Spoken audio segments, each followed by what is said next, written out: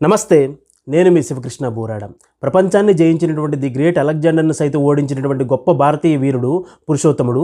నిజానికి చరిత్రకారులు రెండు రకాలుగా చెప్తారు. మొదటిది ఏంటంటే, అలెగ్జాండర్ ఎవరి చేతిలో కూడా ఓటమి చెందపోయినప్పటికీ కూడాను మొట్టమొదటిసారి భారతదేశంలో పురుషోత్తముడి చేతిలో ఓటమి చెందారని చెప్పేసి కొంతమంది చెప్తారు.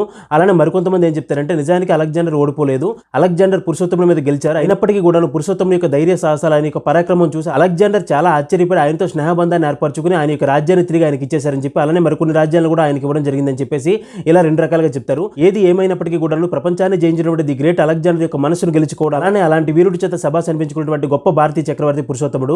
చరిత్రకారులు మరో విషయాన్ని కూడా ప్రస్తావిస్తారు. అలెగ్జాండర్ పురుషోత్తముడి మీద యుద్ధానికి వెళ్తున్నాడని చెప్పి తెలిసి అలెగ్జాండర్ గారి భార్య రోక్సానా గారు పురుషోత్తముడి యొక్క పరాక్రమం గురించి ముందుగానే తెలుసుకుని అతని దగ్గరికి వెళ్లి సోదరి భావంతో పురుషోత్తముడికి రాఖీ కట్టి, తన భర్త కనుక ఒకవేళ యుద్ధంలో ఓడిపోతే అతన్ని చంపవద్దని చెప్పేసి తనకు ప్రతిభిక్ష పెట్టమని చెప్పి ముందుగానే ప్రార్థించిందని చెప్పి చరిత్రకారులు చెప్తుంటారు.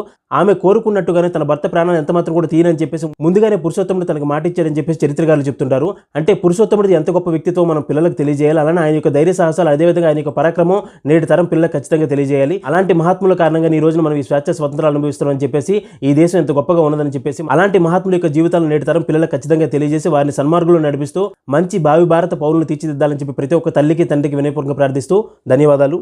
జై హింద్.